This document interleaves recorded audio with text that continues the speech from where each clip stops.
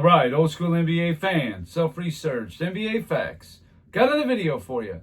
As always, thanks to anybody who watches my videos, subscribes to my channel. I really appreciate it. In this video here, I got part 2 of what's going to be a series of videos. Who would be the MVP if that entailed the regular season and the playoffs? To me, this is a GOAT case killer, is what it is. Anybody other than one name, you don't have a leg to stand on when you look at it like this. This isn't gospel. This is objective. You can come back with an opinion, a case for some other player, but I feel pretty good about all the names that I have. So we pick back up with 1989. Magic Johnson won the MVP. Michael Jordan finished second. Karl Malone finished third. Patrick Ewing fourth. Hakeem Olajuwon fifth. Magic Johnson got beat in the finals.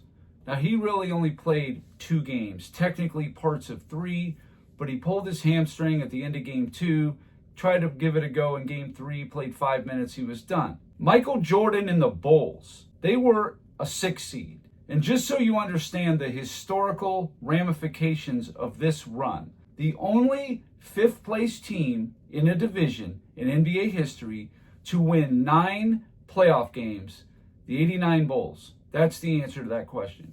They got beat in the Eastern Conference Finals in 6 games to Detroit. However, nobody could even beat Detroit in 1 game. And in game 6, which was in Chicago, Scottie Pippen took an elbow, played a minute, was out for the whole game. The second best player, out for that game. Obviously, that's going to kill your chances. Karl Malone's team got beat in the first round 3-0, so he didn't even win a playoff game. Patrick Ewing got beat in the Eastern Conference semifinals 4-2 to Chicago. Some very interesting developments in that game. Ewing putting the move on. Yes, it's down to 2. 13 seconds remaining. Oakley went for the steal, and now the foul given by Ewing.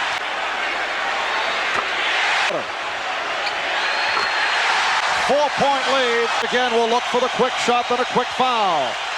Tucker from 3. Yes! And the foul! Unbelievable! Frank Hodges committing a foul on a 3-point play. And for the first time, he has tied the game at 111. Jordan, now Jackson had a switch off. Here is Jordan. The contact made, and a foul is called.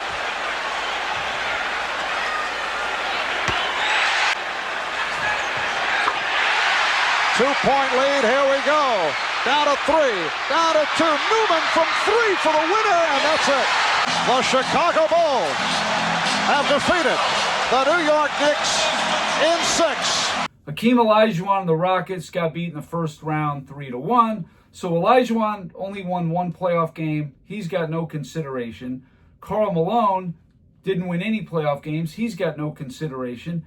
Patrick Ewing might have, but they couldn't beat the Bulls, so it's a 2-player race. Michael Jordan beating Cleveland, beating the Knicks, taking Detroit to 6, where nobody could even beat them 1 game, including the Lakers.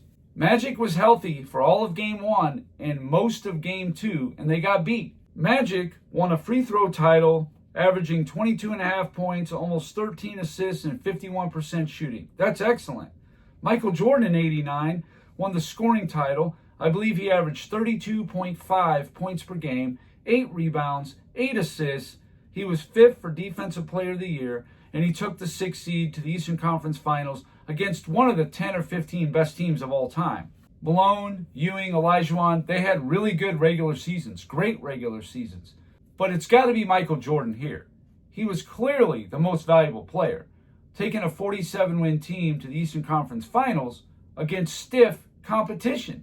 Beat 2 50-win teams and handed Detroit their only 2 losses. It's Michael Jordan for 1989, no question. Now, if maybe Isaiah or Dumars or somebody like that would have had a really good showing in the regular season, but that was more of a team effort by the Pistons, and good for them.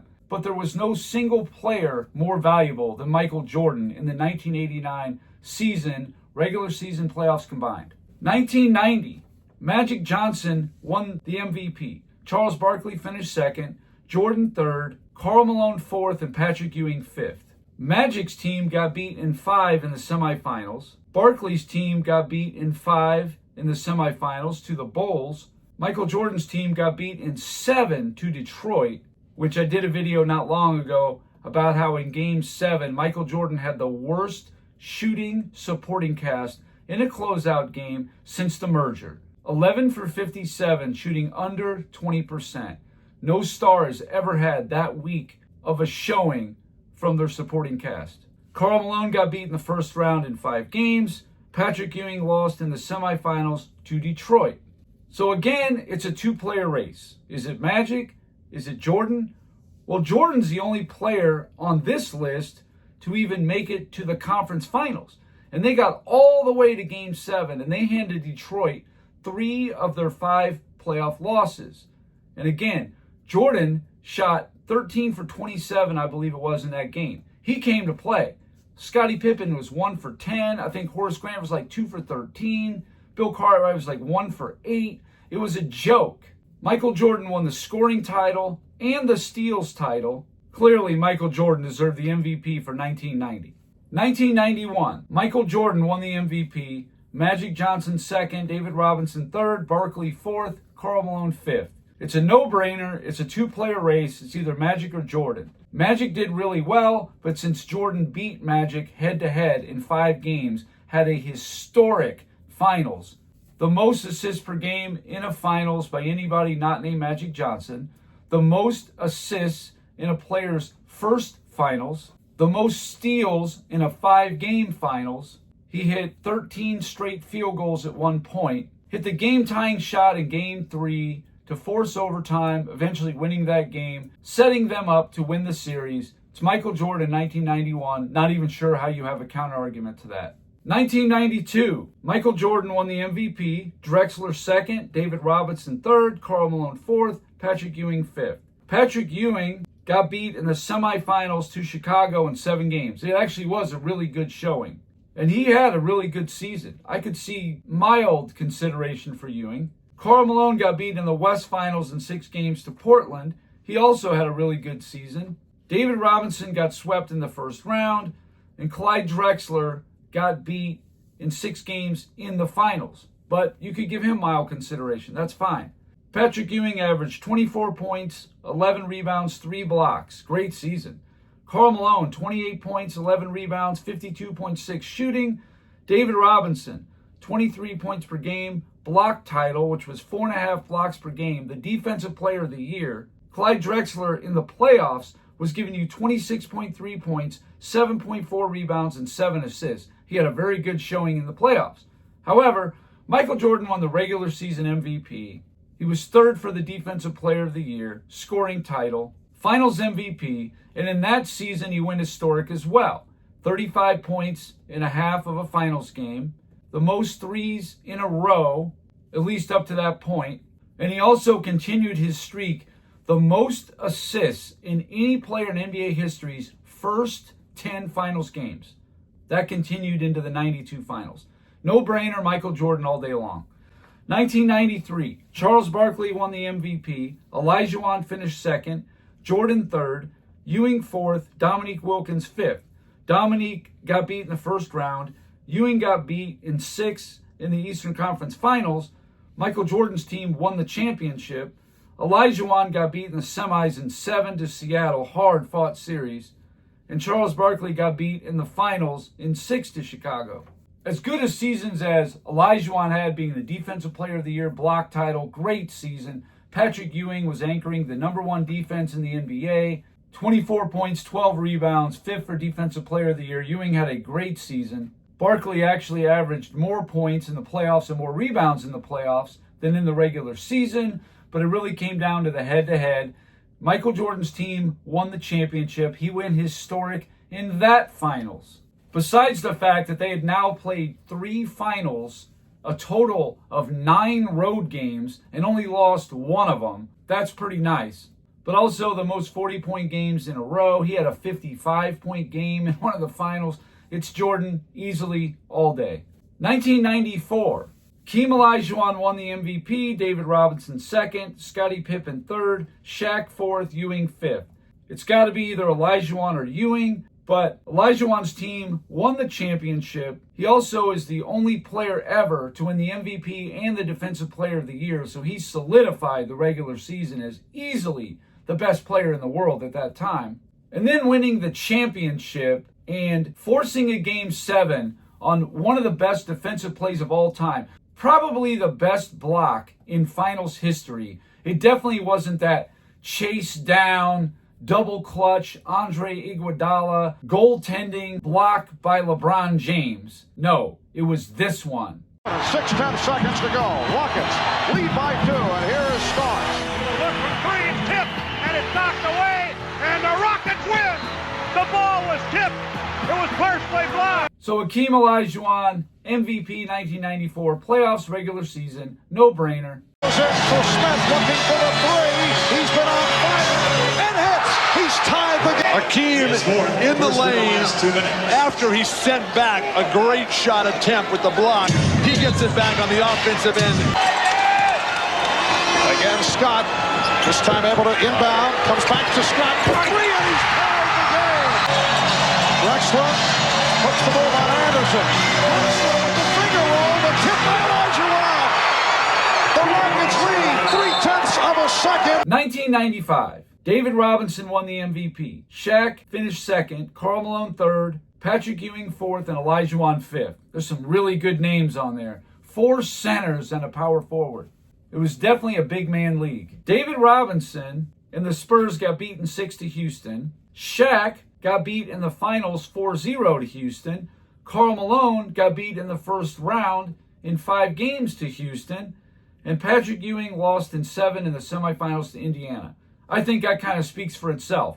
Olajuwon beat the number 1, 2, and 3 finishers for MVP. He averaged 27.8 points per game in the regular season. In the playoffs, the dude averaged 33 points per game, was a leading scorer in every finals game in both 94 and 95, won the finals MVP.